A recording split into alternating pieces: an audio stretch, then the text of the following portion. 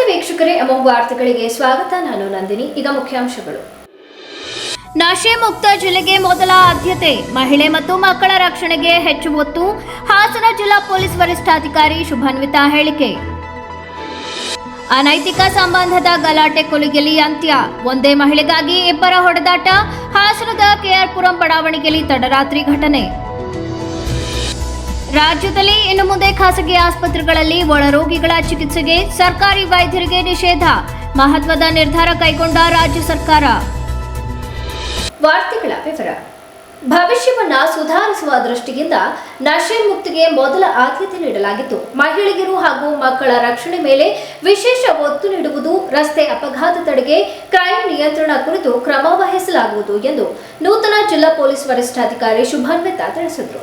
ನಗರದ ಜಿಲ್ಲಾ ಕಾರ್ಯನಿರತ ಪತ್ರಕರ್ತರ ಸಂಘದಲ್ಲಿ ಅಭಿನಂದನೆ ಸ್ವೀಕರಿಸಿ ಮಾತನಾಡಿದ ಅವರು, ಡ್ರಗ್ಸ್ ಬಳಕೆಯಿಂದ ಹೊರಬರಲು ಇಚ್ಛಿಸುವವರಿಗಾಗಿ ಪುನರ್ವಸತಿ ಕೇಂದ್ರಗಳನ್ನು ಆರಂಭಿಸಲಾಗಿದೆ. ನಶೆ ವಿರುದ್ಧದ ಹೋರಾಟ ಕೇವಲ ಕಾನೂನು ಕ್ರಮಕ್ಕೆ ಸೀಮಿತವಾಗದೆ ಸಾಮಾಜಿಕ ಜವಾಬ್ದಾರಿಯೂ ಆಗಿದೆ.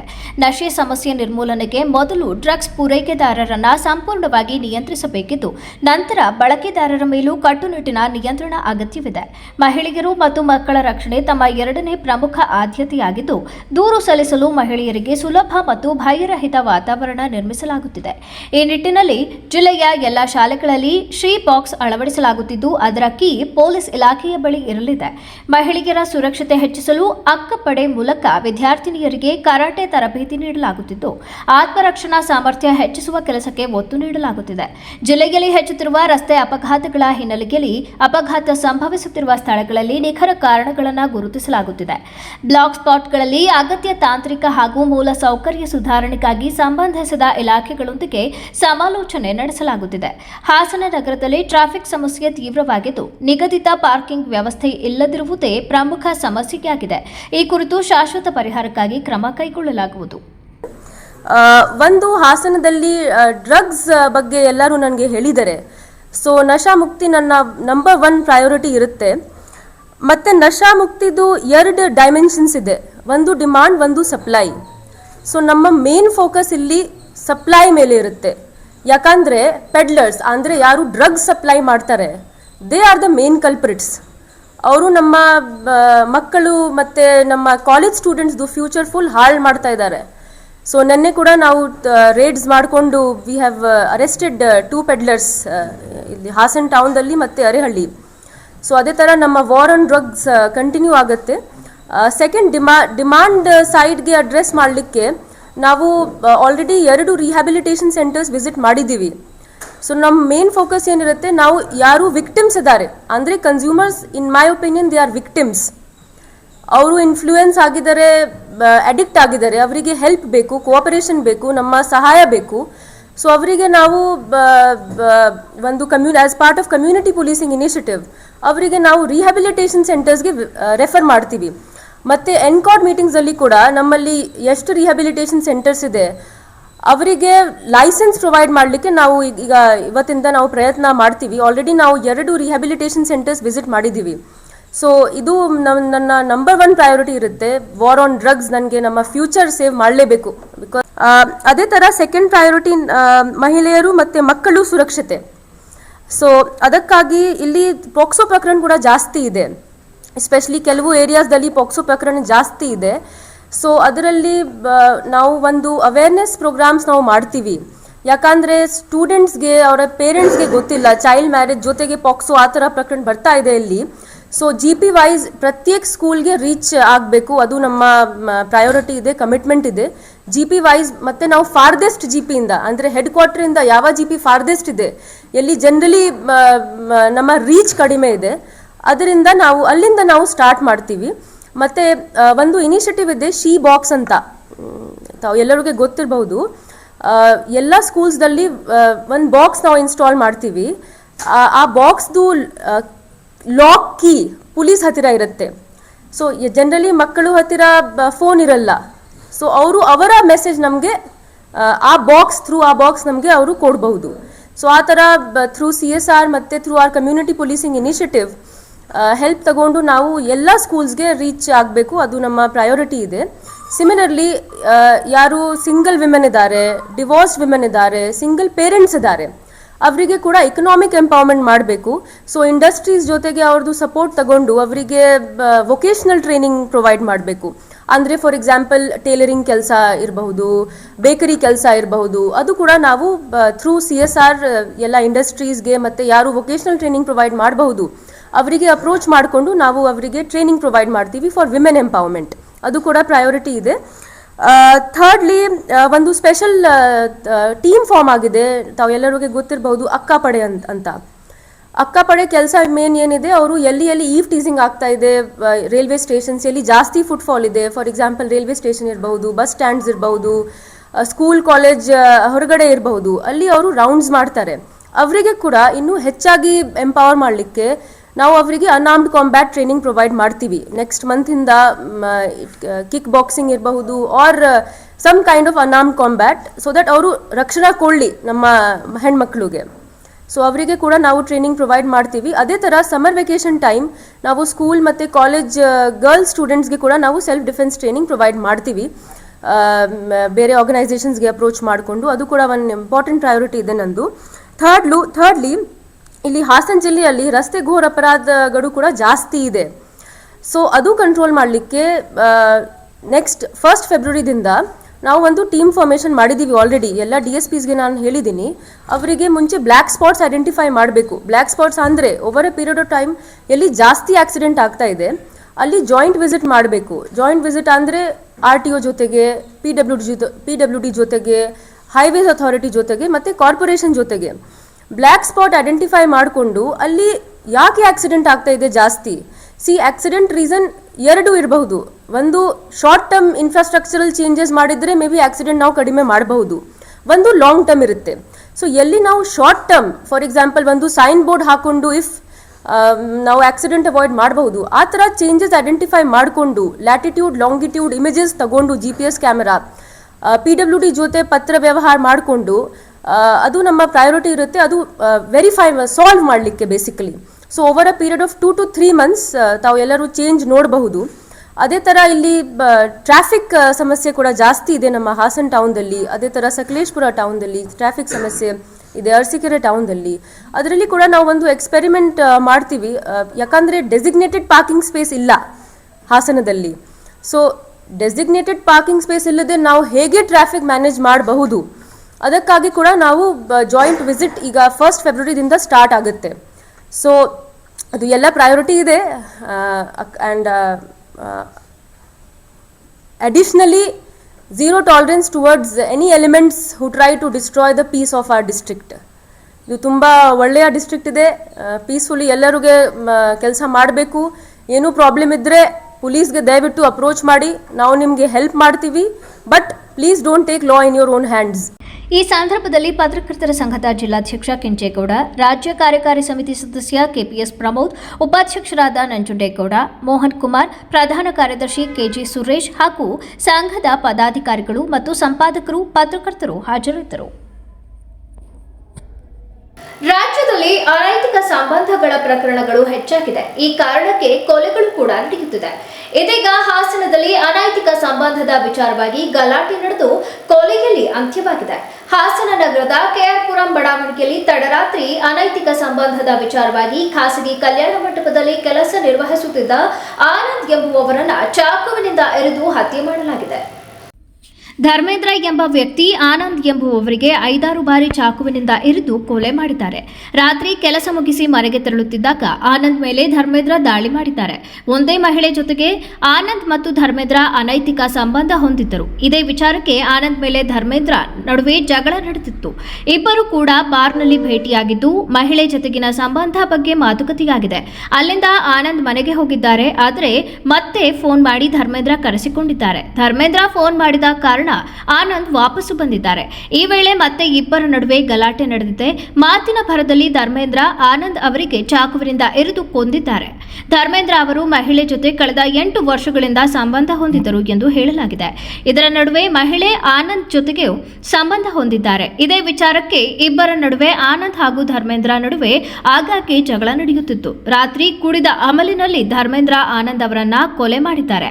ಹತ್ಯೆ ಮಾಡಿದ ನಂತರ ಧರ್ಮೇಂದ್ರ ಅಲ್ಲಿಂದ ಪರಾರಿಯಾಗಿದ್ದಾನೆ. ಹಾಸನ ನಗರದ ಕೆಆರ್ಪುರಂ ಠಾಣೆಯಲ್ಲಿ ದೂರು ದಾಖಲಾಗಿದೆ. ತೀವ್ರ ರಕ್ತಸ್ರಾವದಿಂದ ಆನಂದ್ ಸ್ಥಳದಲ್ಲೇ ಮೃತಪಟ್ಟಿದ್ದಾರೆ.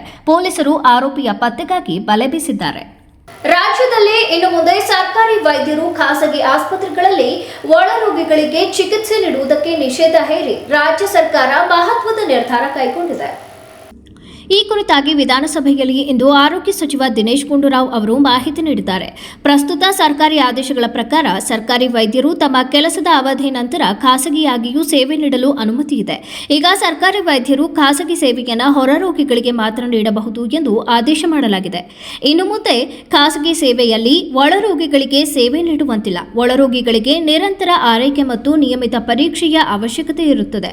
ಖಾಸಗಿ ಆಸ್ಪತ್ರೆಗಳಲ್ಲಿ ಒಳರೋಗಿಗಳ ಚಿಕಿತ್ಸೆಗೆ ಸರ್ಕಾರಿ ವೈದ್ಯರು ಸೇವೆ ಸಲ್ಲಿಸುವುದರಿಂದ ಸರ್ಕಾರಿ ಆಸ್ಪತ್ರೆಗಳಲ್ಲಿ ಅವರ ಸೇವೆಯಲ್ಲಿ ವ್ಯತ್ಯಯ ಉಂಟಾಗಿ ರೋಗಿಗಳ ಮೇಲೆ ಪ್ರತಿಕೂಲ ಪರಿಣಾಮ ಬೀರಬಹುದಾಗಿದೆ. ಕರ್ನಾಟಕ ಆಡಳಿತ ಸುಧಾರಣಾ ಆಯೋಗವು ತನ್ನ ವರದಿಯಲ್ಲಿ ಸಾರ್ವಜನಿಕ ಸೇವೆಗೆ ಆದ್ಯತೆ ನೀಡಬೇಕಾದರೆ ಸರ್ಕಾರಿ ವೈದ್ಯರ ಖಾಸಗಿ ಸೇವೆಯನ್ನು ನಿಯಂತ್ರಿಸಲು ಶಿಫಾರಸು ಮಾಡಿದೆ. ಕೇರಳದಂತಹ ಇತರ ರಾಜ್ಯಗಳಲ್ಲಿ ಇದೇ ರೀತಿಯ ನಿರ್ಬಂಧಗಳು ಜಾರಿಯಲ್ಲಿವೆ. ಅಲ್ಲಿ ಕಟ್ಟುನಿಟ್ಟಾದ ಷರತ್ತುಗಳ ಅಡಿಯಲ್ಲಿ ಸರ್ಕಾರಿ ವೈದ್ಯರಿಗೆ ಖಾಸಗಿ ಸೇವೆಯಲ್ಲಿ ಒಪಿಡಿ ಸೇವೆಗಳಿಗೆ ಮಾತ್ರ ಅನುಮತಿಸಲಾಗಿದೆ. ಇವೆಲ್ಲ ಕಾರಣಗಳಿಂದ ಆರೋಗ್ಯ ಮತ್ತು ಕುಟುಂಬ ಕಲ್ಯಾಣ ಇಲಾಖೆಯಲ್ಲಿ ಕೆಲಸ ನಿರ್ವಹಿಸುತ್ತಿರುವ ಸರ್ಕಾರಿ ವೈದ್ಯರ ಖಾಸಗಿ ಸೇವೆ ನಿಯಂತ್ರಣಕ್ಕೆ ಸಂಬಂಧಿಸಿದಂತೆ ಹಿಂದಿನ ಎಲ್ಲ ಸೂಚನೆಗಳ ಜೊತೆಗೆ ಸರ್ಕಾರವು ಈ ಆದೇಶವನ್ನು ಹೊರಡಿಸಿದೆ. ಒಂದು ವೇಳೆ ಮೇಲಿನ ಷರತ್ತುಗಳನ್ನು ಉಲ್ಲಂಘನೆ ಮಾಡಿದರೆ ಕಾನೂನಿನಡಿಯಲ್ಲಿ ಅನುಮತಿಸಲಾದ ಕ್ರಮ ಕೈಗೊಳ್ಳಲಾಗುವುದು ಮತ್ತು ಕರ್ನಾಟಕ ನಾಗರಿಕ ಸೇವಾ ನಿಯಮಗಳ ಅಡಿಯಲ್ಲಿ ಶಿಸ್ತು ಕ್ರಮಕ್ಕೆ ಒಳಪಡುತ್ತದೆ ಎಂದು ಸಚಿವರು ಸದನಕ್ಕೆ ಮಾಹಿತಿಯನ್ನ ನೀಡಿದರು. ಪ್ರಸ್ತುತ ಜಾರಿಯಲ್ಲಿರುವ ಸರ್ಕಾರಿ ಆದೇಶಗಳ ಪ್ರಕಾರ ಸರ್ಕಾರಿ ವೈದ್ಯರಿಗೆ ಖಾಸಗಿ ಸೇವೆ ನೀಡಲು ಕೆಲವು ಮಟ್ಟಿಗೆ ಅನುಮತಿ ನೀಡಲಾಗಿದ್ದರೂ ಅವರ ನಿಯಮಿತ ಸರ್ಕಾರಿ ಕರ್ತವ್ಯಗಳಿಗೆ ಇದರ ಒಂದು ಕಾಪಿ ಎಲ್ಲರಿಗೂ ಕೊಡಬೇಕಾಗ್ತದೆ. ಅವರ ನಿಯಮಿತ ಸರ್ಕಾರಿ ಕರ್ತವ್ಯಗಳಿಗೆ ಯಾವುದೇ ರೀತಿಯ ಅಡ್ಡಿ ಉಂಟಾಗಬಾರದು ಎಂಬುದು ಸರ್ಕಾರದ ಸ್ಪಷ್ಟ ನಿಲುವಾಗಿದೆ. ಸರ್ಕಾರಿ ಆಸ್ಪತ್ರೆಗಳಲ್ಲಿ ಒಳರೋಗಿಗಳಿಗೆ ನಿರಂತರ ಆರೈಕೆ, ತುರ್ತು ಚಿಕಿತ್ಸೆಗಳು ಮತ್ತು ನಿಯಮಿತ ಮೇಲ್ವಿಚಾರಣೆ ಅತ್ಯಂತ ಅವಶ್ಯಕವಾಗಿದೆ. ಸರ್ಕಾರಿ ವೈದ್ಯರು ಖಾಸಗಿ ಆಸ್ಪತ್ರೆಗಳಲ್ಲಿ ಒಳರೋಗಿ ಚಿಕಿತ್ಸೆಯಲ್ಲಿ ತೊಡಗುವುದರಿಂದ ಸರ್ಕಾರಿ ಆಸ್ಪತ್ರೆಗಳ ಸೇವಾ ಗುಣಮಟ್ಟ ಕುಸಿಯುವ ಸಾಧ್ಯತೆಗಳಿದ್ದು ರೋಗಿಗಳ ಆರೈಕೆಯಲ್ಲಿ ನಿರ್ಲಕ್ಷ್ಯ ಉಂಟಾದ ಹಲವು ನಿದರ್ಶನಗಳು ಸರ್ಕಾರದ ಗಮನಕ್ಕೆ ಬಂದಿವೆ. ಕೆಲವು ಪ್ರಕರಣಗಳಲ್ಲಿ ಗಂಭೀರ ಪರಿಣಾಮಗಳು ಉಂಟಾಗಿವೆ.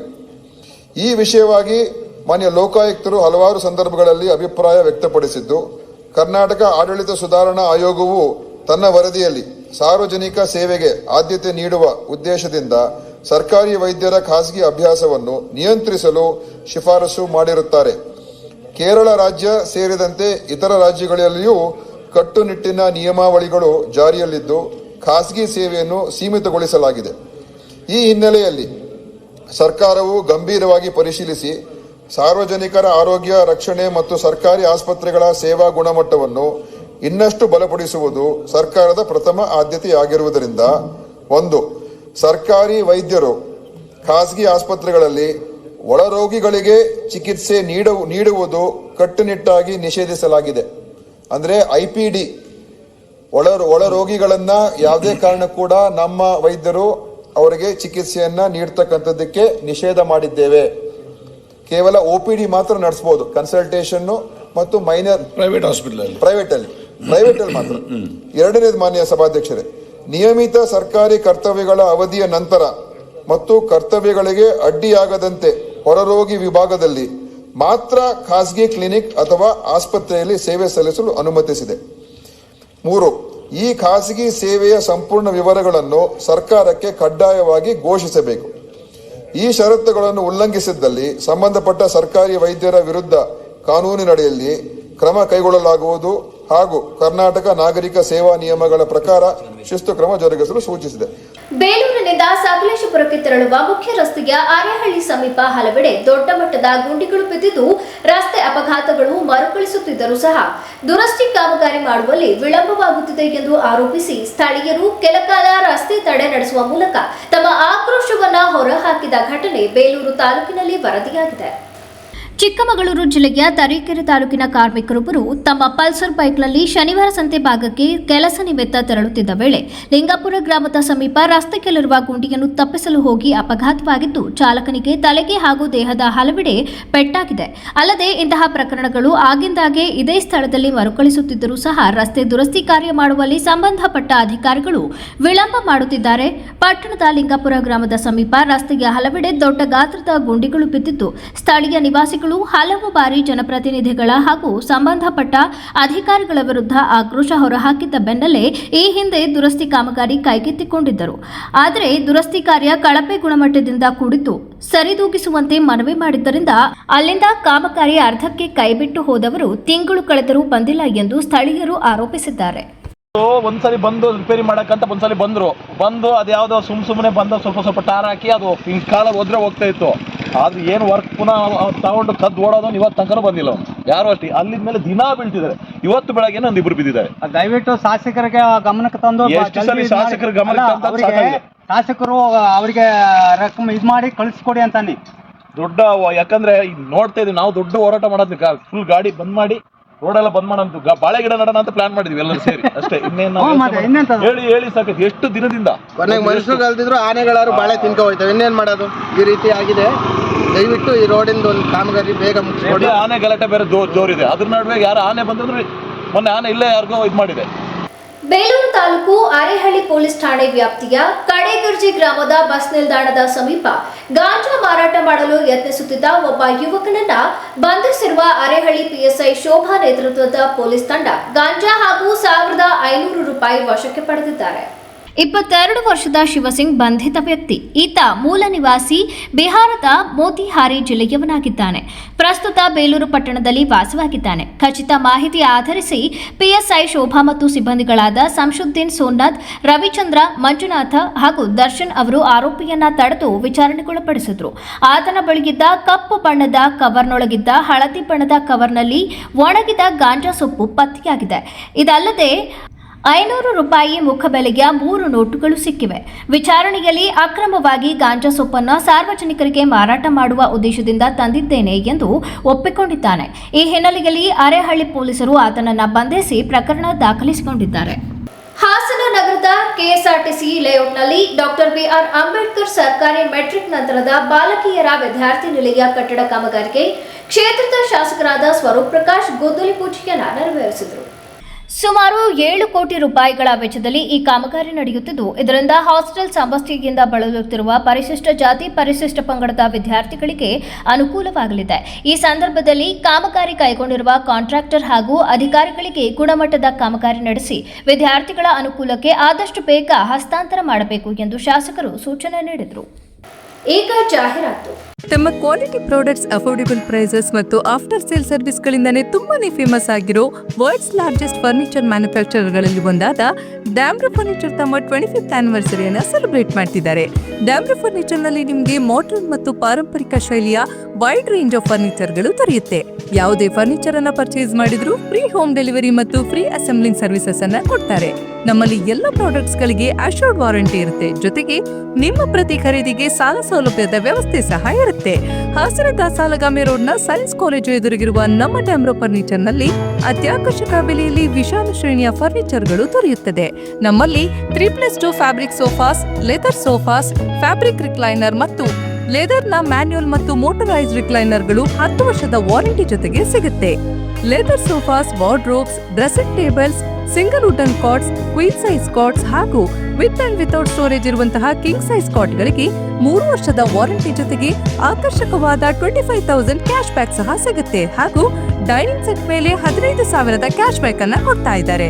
ಇನ್ನು office executive table with cupboard ಜೊತೆಗೆ ಆಫೀಸ್ ಚೇರ್ಗಳು, ಸ್ಟಡಿ ಡೆಸ್ಕ್ ಗಳನ್ನ ಕಾಂಬೋ ಆಫರ್ ನಲ್ಲಿ ತಗೋಬಹುದು. ಇಷ್ಟೆಲ್ಲ ವೆರೈಟಿಗಳು, ಮಾಡೆಲ್ಸ್ಗಳು, ಆಫರ್ಸ್ಗಳು ಇರುವಂತಹ ಹಾಸನದ ಏಕೈಕ ಫರ್ನಿಚರ್ ಶೋರೂಮ್ ಅದುವೇ ನಮ್ಮ ಡ್ಯಾಮ್ರೋ ಫರ್ನಿಚರ್ಸ್. ವಿಳಾಸ ಸರ್ಕಾರಿ ವಿಜ್ಞಾನ ಕಾಲೇಜು ಎದುರು, ಸಾಲಗಾಮಿ ರಸ್ತೆ, ಹಾಸನ.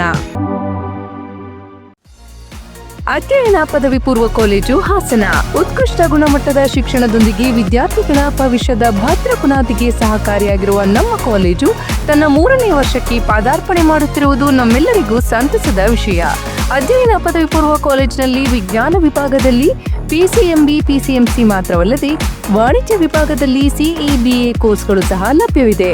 ವಿದ್ಯಾರ್ಥಿಗಳ ಸರ್ವತೋಮುಖ ಶಿಕ್ಷಣದ ಅಭಿವೃದ್ಧಿಗಾಗಿ ಮೂಲ ಶಿಕ್ಷಣದೊಂದಿಗೆ ಕೆಸಿಇಟಿ, ನೀಟ್, ಜೆಡಬ್ಲ್ಇ ಕೋರ್ಸ್ಗಳ ಜೊತೆಗೆ ಸಾಫ್ಟ್ವೇರ್ ಡೆವಲಪ್ಮೆಂಟ್, ಬ್ಯಾಂಕಿಂಗ್ ಕೋರ್ಸ್ಗಳು ಹಾಗೂ ಸಿಎ ಫೌಂಡೇಶನ್ ತರಬೇತಿಯನ್ನ ನೀಡಲಾಗುವುದು. ಜೊತೆಗೆ ಕಲೆ, ನಾಟಕ, ಕ್ರೀಡೆ, ಸ್ಕೌಟ್ಸ್ ಅಂಡ್ ಗೈಡ್ಸ್, ವ್ಯಕ್ತಿತ್ವ ವಿಕಸನ, ಸಂಸ್ಕೃತಿಗಳ ಆಚರಣೆ, ರಸ್ತೆ ಸುರಕ್ಷತಾ ಕಾರ್ಯಕ್ರಮ, ಮಹಿಳಾ ಸಬಲೀಕರಣ, ಕಣ್ಣು ಮತ್ತು ಆರೋಗ್ಯ ತಪಾಸಣಾ ಶಿಬಿರಗಳು, ಗಿಡ ನೆಡುವ ಕಾರ್ಯಕ್ರಮಗಳು ಹಾಗೂ ಸೈಬರ್ ಕ್ರೈಮ್ ಜಾಗೃತಿಯಂತಹ ವಿವಿಧ ಕಾರ್ಯಕ್ರಮಗಳನ್ನು ಹಮ್ಮಿಕೊಂಡಿದ್ದೇವೆ.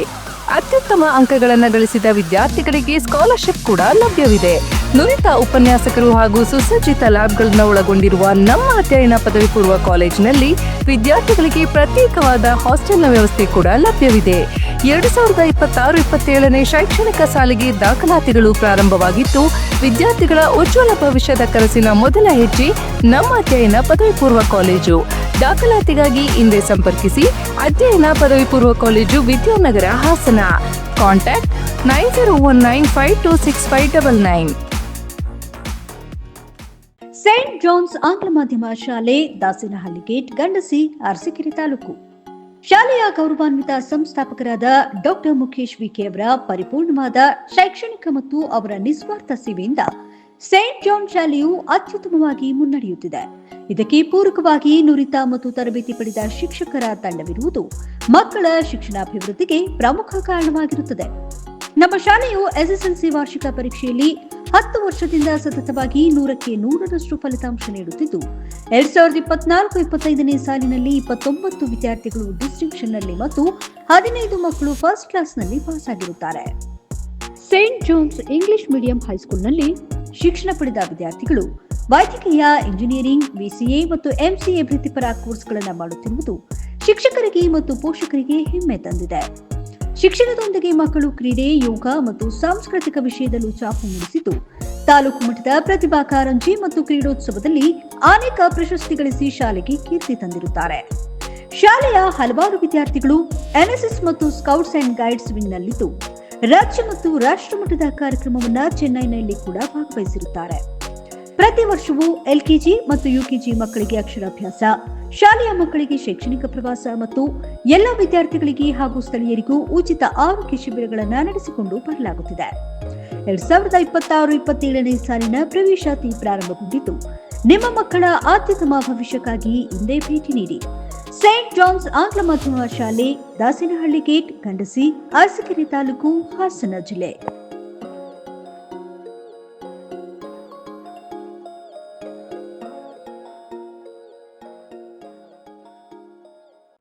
ಯಾವತ್ತು ಮರೆಯಲ್ಲ. ನಾನು ಚಿಕ್ಕವನಾಗಿದ್ದಾಗ ಹುಟ್ಟದಬ್ಬ ಅಂದ್ರೆ ಚಾಕ್ಲೇಟ್, ಜೊತೆಯಾಗಿದ್ದರೆ ಎಲ್ಲರೂ ಸಿಹಿಯಾದ ಸಂಭ್ರಮ, ಖುಷಿ ಇದ್ದರೆ ಎಲ್ಲೆಲ್ಲೂ ಪ್ರತಿದಿನವೂ ಸಡಗರವು. Campco chocolates spreading. KNA Milestone English medium school and PU college, Holenarasipur. ನುರಿತ ಬೋಧಕ ವರ್ಗದಿಂದ ಅತ್ಯುತ್ತಮ ಶಿಕ್ಷಣದೊಂದಿಗೆ ಪ್ರತಿ ವರ್ಷ ವಿದ್ಯಾರ್ಥಿಗಳ ಉತ್ತಮ ಫಲಿತಾಂಶದೊಂದಿಗೆ ಮುನ್ನಡೆಯುತ್ತಿದೆ. ನಮ್ಮ ಶಾಲೆಯಲ್ಲಿ ಮ್ಯೂಸಿಕ್, ಡ್ಯಾನ್ಸ್, ಚಿತ್ರಕಲೆ, ಧ್ಯಾನ, ಕರಾಟೆ ಮತ್ತು ಯೋಗ ತರಬೇತಿಯನ್ನ ನೀಡುತ್ತಿದ್ದು, ಅಂತಾರಾಷ್ಟ್ರೀಯ ಮಟ್ಟದ ಕರಾಟೆ ಪ್ರತಿಭೆಗಳು ಕೂಡ ನಮ್ಮ ಶಾಲೆಯಲ್ಲಿರುವುದು ನಮ್ಮೆಲ್ಲರ ಹೆಮ್ಮೆಯಾಗಿದೆ.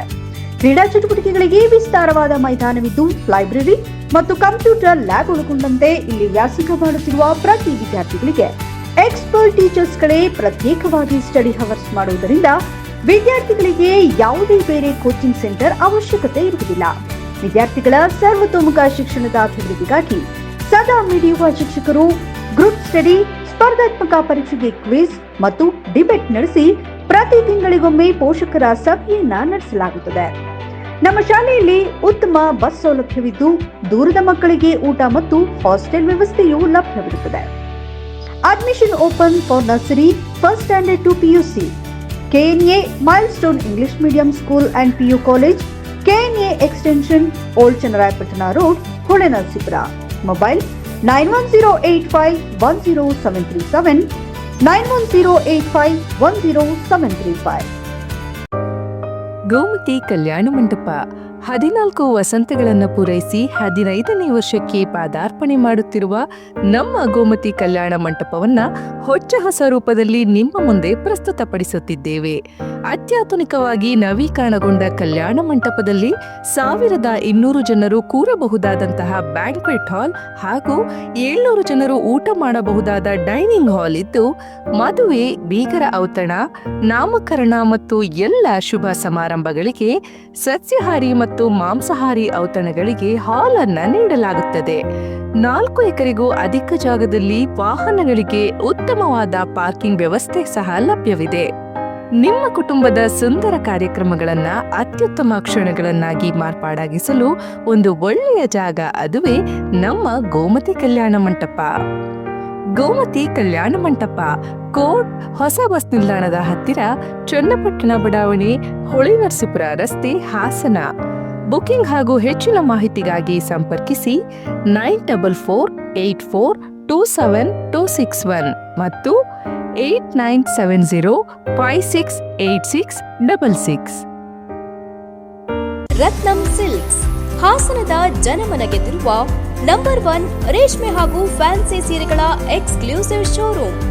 ನಮ್ಮಲ್ಲಿ ಮಹಿಳೆಯರ ಮನಸೂರೆಗೊಳ್ಳುವ Kanchipuram silk sarees, Mysuru silks, pure Banaras silks, fancy ಹಾಗೂ cotton sarees, KSIC grade crepe silk, suiting and shirting, ಇನ್ನು ಹಲವಾರು ಬಗೆಯ ಸೀರೆಗಳು ನಿಮ್ಮ ಕೈಗೆಟುಕುವ ದರದಲ್ಲಿ ದೊರೆಯುತ್ತವೆ. ವರ್ಷದ 365 ದಿನಗಳಲ್ಲೂ ಹೋಲ್ಸೇಲ್ ದರದಲ್ಲಿ ಮಾರಾಟ. ಗ್ರಾಹಕರಿಗೆ ಪಾರ್ಕಿಂಗ್ ಹಾಗೂ ಶೌಚಾಲಯದ ವ್ಯವಸ್ಥೆಯೂ ಲಭ್ಯ. ಭೇಟಿ ಕೊಡಿ Ratnam silks, opposite to Rangalakshmi hospital, next to NCC office, RC road, Hassan. Phone number 9164210699 ಹಾಗೂ 08172296399. ಮತ್ತೊಮ್ಮೆ ಅಮೋಘ ವಾರ್ತೆಗಳಿಗೆ ಸ್ವಾಗತ. ಪಟ್ಟಣದಲ್ಲಿ ನಡೆಯುತ್ತಿರುವ ರಸ್ತೆ ಮತ್ತು ಅಭಿವೃದ್ಧಿ ಕಾಮಗಾರಿಗಳಲ್ಲಿ ಗಂಭೀರ ಅವ್ಯವಸ್ಥೆ, ಅವೈಜ್ಞಾನಿಕ ಕ್ರಮ ಹಾಗೂ ಏಕಪಕ್ಷೀಯ ನಿರ್ಧಾರಗಳು ನಡೆಯುತ್ತಿದೆ ಎಂದು ಸಫಾಯಿ ಕರ್ಮಚಾರಿ ಆಯೋಗದ ಮಾಜಿ ಅಧ್ಯಕ್ಷರಾದ ಎಂಆರ್ ವೆಂಕಟೇಶ್ ಹೇಳಿದರು. ಅಷ್ಟು ಹೈಟು ಟ್ರೈನ್ ಅವಶ್ಯಕತೆ ಇದೆಯಾ? ಆಮೇಲೆ ಕೆಳಗಡೆ ಇರೋರು ಓಡಾಡೋದು ಹೇಗೆ?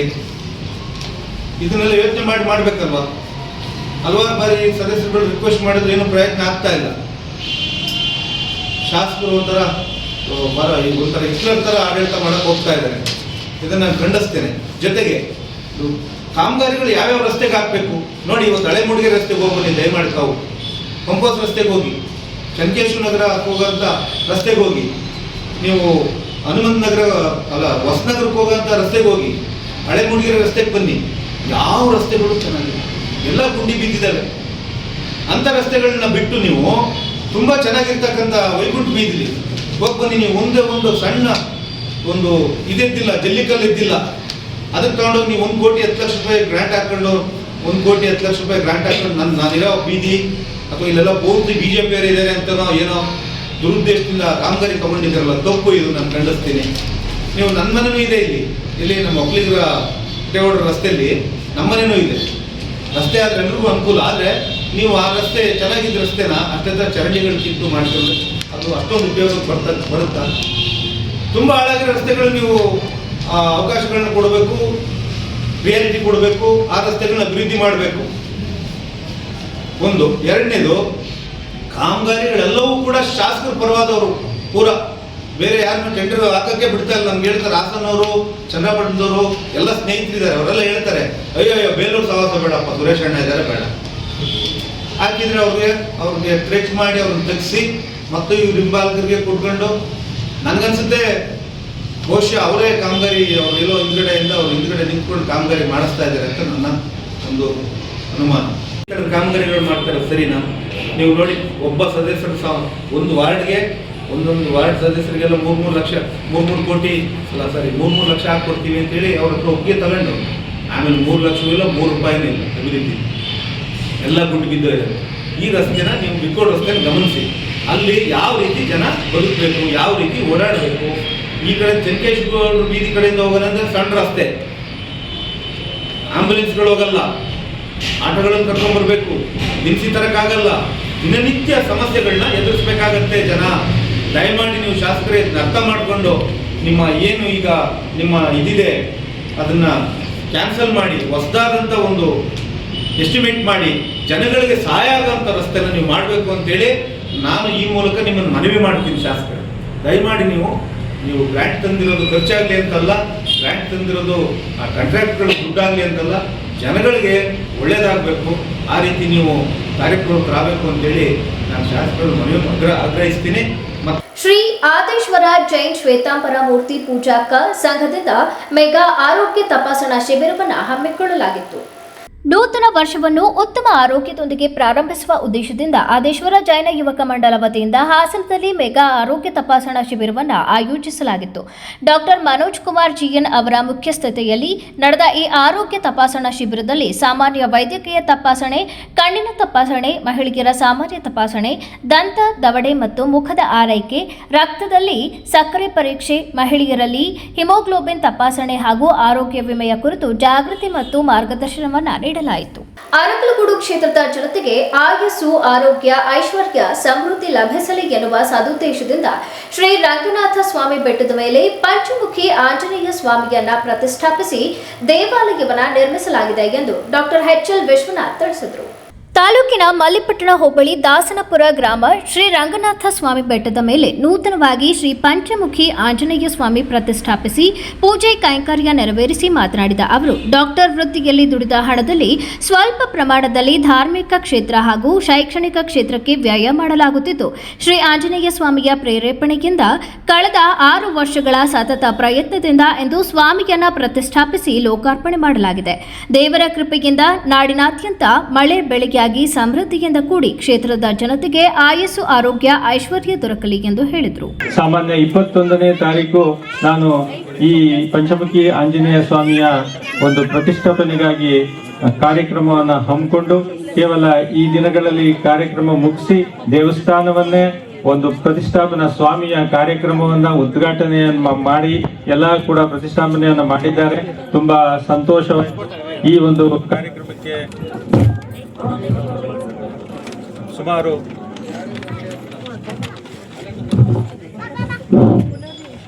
ಸುಮಾರು ಈ ಒಂದು ವಿಗ್ರಹ 6 ವರ್ಷಗಳಿಂದ ಈ ಒಂದು ಪ್ರತಿಷ್ಠಾಪನೆಗಾಗಿ ಕಾಯ್ದಿತ್ತು. ಅದು ಯಾಕೋ ಏನೋ ಎಂತೂ ಗೊತ್ತಿರಲಿಲ್ಲ. ಆದರೆ ಯಾವುದೋ ಒಂದು ಮನಸ್ಸಿನ ಒಂದು ಚಿಂತನೆ ಕಾಡ್ತಾ ಇತ್ತು. ನಾನು ಆ ಸ್ವಾಮಿಯ ವಿಗ್ರಹವನ್ನು ಮಾಡಿಸಿದ್ದೆ, ಪ್ರತಿಷ್ಠಾಪನೆಯನ್ನ ಮಾಡಲಿಕ್ಕೆ ಆಗಲಿಲ್ಲ. ಅವು ಕೆಲವಾರು ಕಾರಣಗಳು ಇತ್ತು. ಆದರೆ ಅದನ್ನು ಕೂಡ ಮಾಡಿದಂಥ ಶಿಲ್ಪಿಗಳು ಇವತ್ತು ಪ್ರಖ್ಯಾತ ರಾಮನ ವಿಗ್ರಹವನ್ನು ಮಾಡಿದಂಥ ಅರುಣ್ ಯೋಗಿರಾಜ್ ಆ ಒಂದು ಅಯೋಧ್ಯೆಯಲ್ಲಿ ಕೈ ಕೆತ್ತನೆಯಿಂದ ಕುಳಿತಂತ ಅಯೋಧ್ಯೆಯ ರಾಮನ ಮೂರ್ತಿಯನ್ನ ಇಲ್ಲಿ ಪಂಚಮುಖಿ ಆಂಜನೇಯನು ಕೂಡ ಈ ಒಂದು ಕ್ಷೇತ್ರ ಶ್ರೀ ರಂಗನಾಥ ಸ್ವಾಮಿಯ ಬೆಟ್ಟದಲ್ಲಿ ಕುಳಿತಿದೆ. ಈಗಾಗಲೇ ಹೇಳಿದೆ, ತಿರುಪತಿಯಲ್ಲಿ ಹೇಗೆ ಆಂಜನೇಯ ಕೂತಿದ್ದಾನೋ ಆ ಮೇಲಿನ ವೆಂಕಟರಮಣ ತಿರುಪತಿ ತಿಮ್ಮಪ್ಪನ ಮಧ್ಯದಲ್ಲಿ, ಹಾಗೆ ಕೂಡ ನಾವು ಈ ಒಂದು ಮಲ್ಲಿಪಟ್ಟಣ ಅರಕಲಗೂಡು ತಾಲೂಕಿನ ಮಲ್ಲಿಪಟ್ಟಣ ಹೋಬಳಿಯ ಶ್ರೀ ದಾಸನಪುರ ಬೆಟ್ಟದಲ್ಲಿ ಈ ಒಂದು ಪಂಚಮುಖಿ ಆಂಜನೇಯನ ಕೂರಿಸಿದ್ದೇವೆ. ಮತ್ತೊಮ್ಮೆ ಆಂಜನೇಯನ ಆ ಒಂದು ಭಕ್ತಿ ನಮ್ಮೆಲ್ಲರ ಸುತ್ತಮುತ್ತಲಿನ ಗ್ರಾಮಸ್ಥರಿಗೆ, ಜನರಿಗೆ ಒದಗಲಿ, ಎಲ್ಲರಿಗೂ ಒಳ್ಳೆದನ್ನ ಆರೋಗ್ಯವನ್ನ ತಂದುಕೊಡ್ಲಿ. ಆರೋಗ್ಯ, ಚೇತನ, ಮಳೆ ಬೆಳೆ ಎಲ್ಲ ರೈತರಿಗೂ ಕೂಡ ಎಲ್ಲ ವರ್ಗದವರಿಗೂ ಎಲ್ಲ ರೀತಿಯ ಒಂದು ಉತ್ತಮ ಇದನ್ನ ರೀತಿಯಲ್ಲಿ ಆ ಸ್ವಾಮಿ ಕಾಪಾಡ್ಲಿ. ಕಾರ್ಯಕ್ರಮದಲ್ಲಿ ಶ್ರೀ ಮಲ್ಲಿಕಾರ್ಜುನ ಮಹಾಸ್ವಾಮಿ ದೊಡ್ಡಮಠ, ಶ್ರೀ ಮಹಾಂತ ಸ್ವಾಮಿ ಕಲ್ಲುಮಠ, ಶ್ರೀ ಬಸವರಾಜೇಂದ್ರ ಮಹಾಸ್ವಾಮೀಜಿ, ಹಿರಿಯ ವಕೀಲ ರೇವಣ್ಣ, ಸಮಾಜ ಸೇವಕ ಸುರೇಶ್ ಬೆಮ್ಮತ್ತಿ, ಮಗೋಡು ಬಸವರಾಜ್ ಹಾಜರಿದ್ದರು. ಕೊನೆಯಲ್ಲಿ ಮತ್ತೊಮ್ಮೆ ಮುಖ್ಯಾಂಶಗಳು. ನಶೆ ಮುಕ್ತ ಜಿಲ್ಲೆಗೆ ಮೊದಲ ಆದ್ಯತೆ, ಮಹಿಳೆ ಮತ್ತು ಮಕ್ಕಳ ರಕ್ಷಣೆಗೆ ಹೆಚ್ಚು ಒತ್ತು, ಹಾಸನ ಜಿಲ್ಲಾ ಪೊಲೀಸ್ ವರಿಷ್ಠಾಧಿಕಾರಿ ಶುಭಾನ್ವಿತಾ ಹೇಳಿಕೆ. ಅನೈತಿಕ ಸಂಬಂಧದ ಗಲಾಟೆ ಕೊಲೆಯಲ್ಲಿ ಅಂತ್ಯ, ಒಂದೇ ಮಹಿಳೆಗಾಗಿ ಇಬ್ಬರ ಹೊಡೆದಾಟ, ಹಾಸನದ ಕೆಆರ್ಪುರಂ ಬಡಾವಣೆಯಲ್ಲಿ ತಡರಾತ್ರಿ ಘಟನೆ. ರಾಜ್ಯದಲ್ಲಿ ಇನ್ನು ಮುಂದೆ ಖಾಸಗಿ ಆಸ್ಪತ್ರೆಗಳಲ್ಲಿ ಒಳರೋಗಿಗಳ ಚಿಕಿತ್ಸೆಗೆ ಸರ್ಕಾರಿ ವೈದ್ಯರಿಗೆ ನಿಷೇಧ, ಮಹತ್ವದ ನಿರ್ಧಾರ ಕೈಗೊಂಡ ರಾಜ್ಯ ಸರ್ಕಾರ. ಮುಂದಿನ ವಾರ್ತಾ ಸಂಚಿಕೆಯಲ್ಲಿ ಮತ್ತೊಮ್ಮೆ ಭೇಟಿಯಾಗೋಣ. ನಮಸ್ಕಾರ.